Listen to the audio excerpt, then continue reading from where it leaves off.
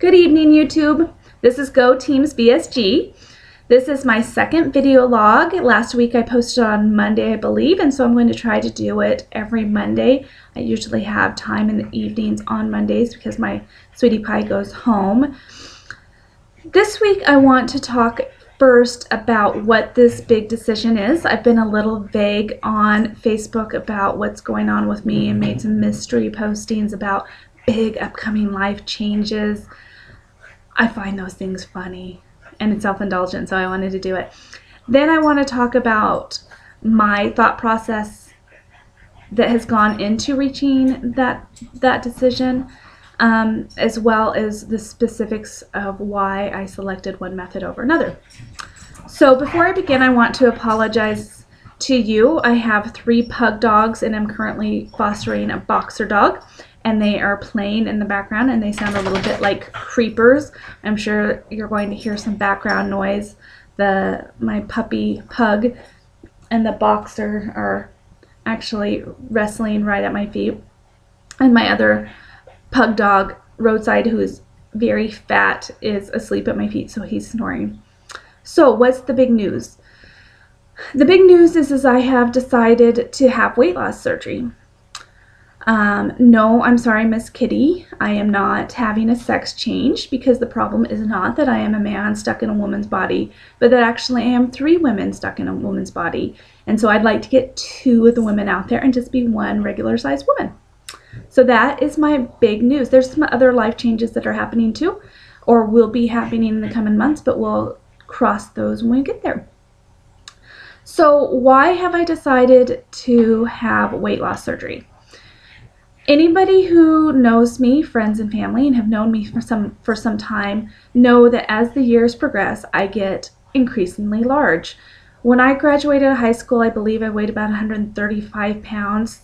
Right now, I weigh about 280 pounds.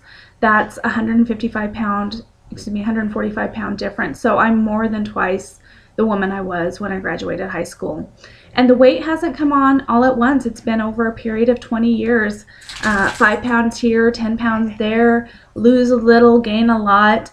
It's just been the way that it's going. And as I put on the weight, I always thought that there would be some point, some breaking point that would be the proverbial straw that broke the camel's back. Would it be 200? Would it be 225? Would it be 250, 275?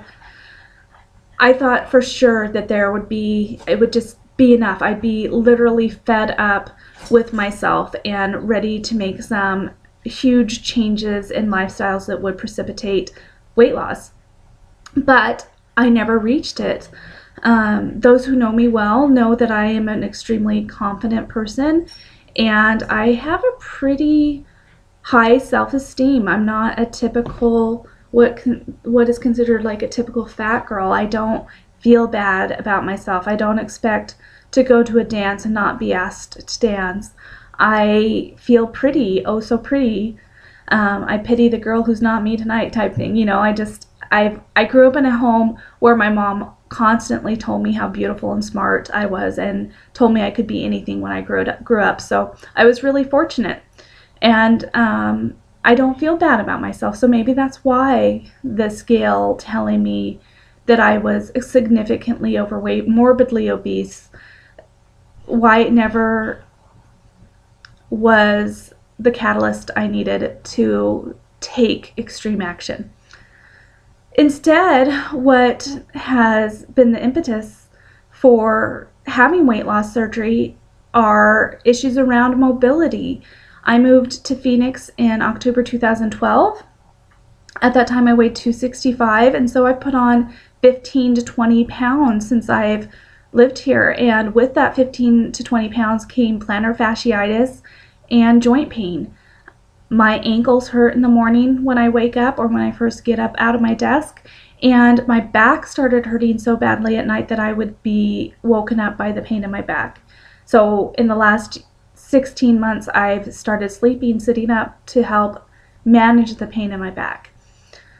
I live in an area that has a high population of elderly people, people in their 60s, 70s, 80s, and older, and I see what kind of mobility problems they have. And when they were my age, I'm 39, I'll be 40 in September, they probably didn't have these kind of mobility issues. So I want to set myself up to be as fit and active and spry as possible as I move into middle age. I don't know, when does middle age start? Does it start at 40? I don't know.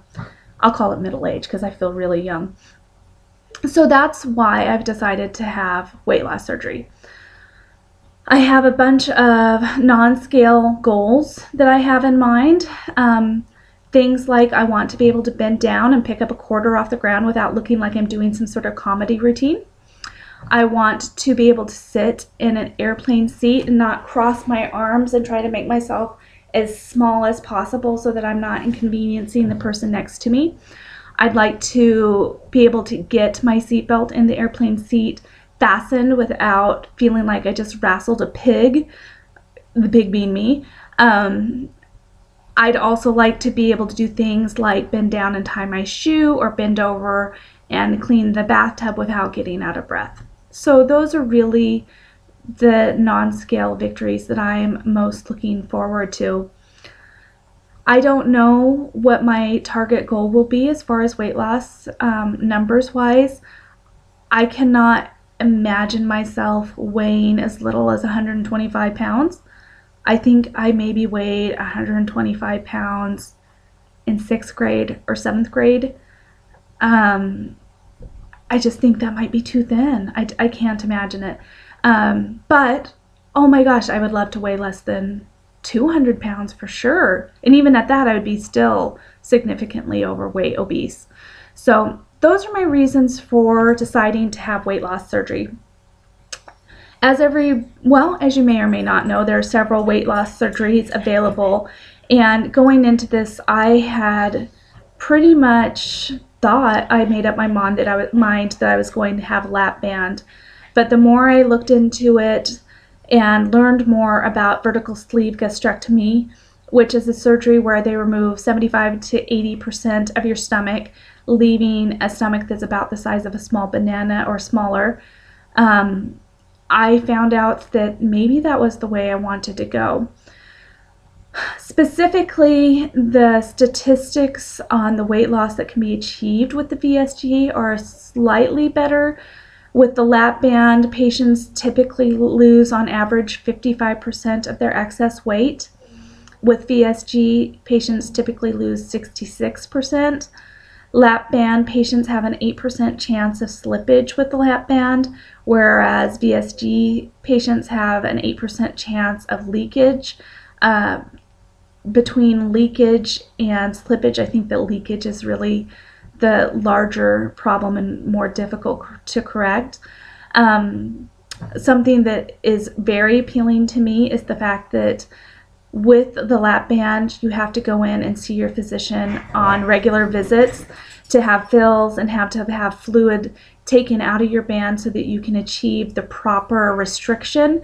That entails putting a needle into your port and either injecting or removing liquid. I hate needles. One time in high school, I was giving blood at a blood drive, and I had a really lousy phlebologist, and she stuck the needle in and then started moving the needle around trying to hit a vein. I thought I was in a Decker, and ever since then I've been very afraid of needles. It never hurts, but the anticipation really gets me Twitter-pated feeling. So that's not appealing. And lastly, my decision's also been informed by seeing how well my girlfriend, who is also on YouTube, you should check her out. She's super cute, super fun. Her name is Fly Girl VSG. She had the surgery December 3rd, and to date, 12 weeks out, has lost about 55 pounds, and that's freaking amazing. I want those kind of results. So that's why I have decided to go with VSG, though honestly I might change my mind because it is scary. That's a big thing, having 75 to 80% of your stomach taken away forever. With a lap band, of course, you could always have it removed. And some people do. So that is my decision. I hope that you will all help support me on this path. I know that some people probably have some thoughts that might be contrary to mine. Please know that I've looked into this a great deal and asked a lot of questions, done a fair bit of research on my own, and watched a lot of YouTube blogs, honestly, and haven't come to this decision lightly. It's not something that I made overnight. Like I said, I started this process back in September, or maybe I didn't say it.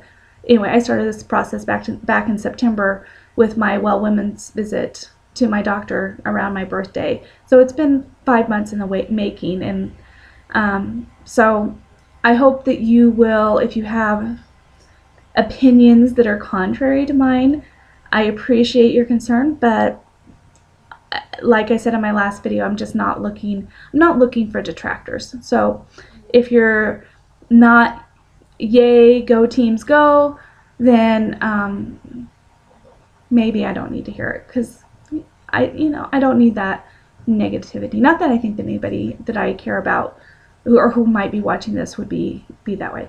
Anyway, so that's what I have for this week. I hope that you all have an excellent weekend.